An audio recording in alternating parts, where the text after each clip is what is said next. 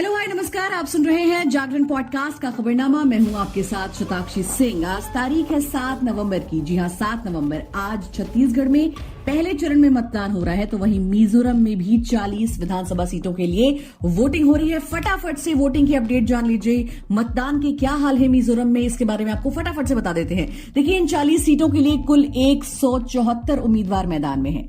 यहां Mizo national front, Zoram people's movement और कांग्रेस के बीच त्रिकोणीय मुकाबला होना है।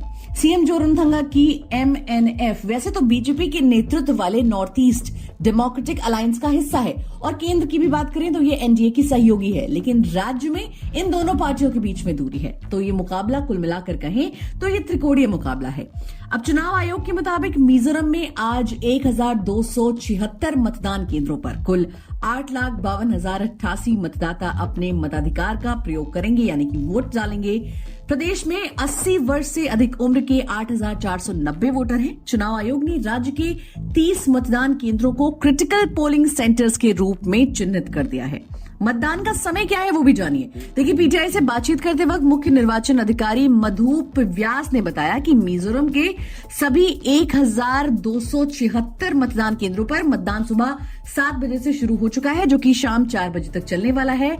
अब इन वोटों की जो गिनती होगी वो 3 दिसंबर को होनी है।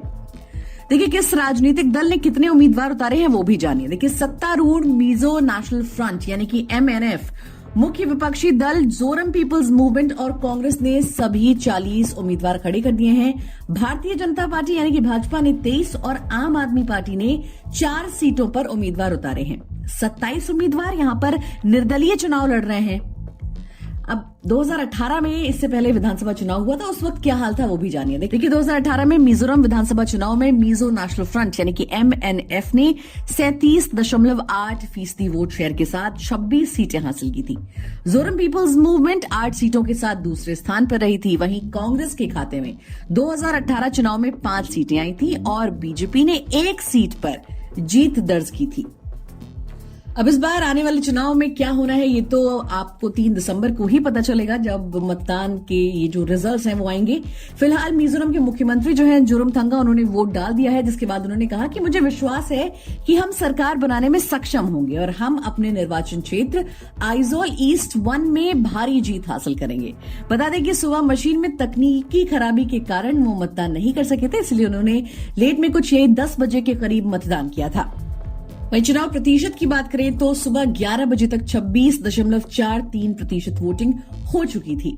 वहीं मिजोर में कांग्रेस और भारतीय जनता पार्टी प्राथमिक दावेदार नहीं है। 2018 के विधानसभा चुनाव में मिजो नेशनल पार्टी ने 37.8% वोट शेयर के साथ 26 सीटें हासिल की थी।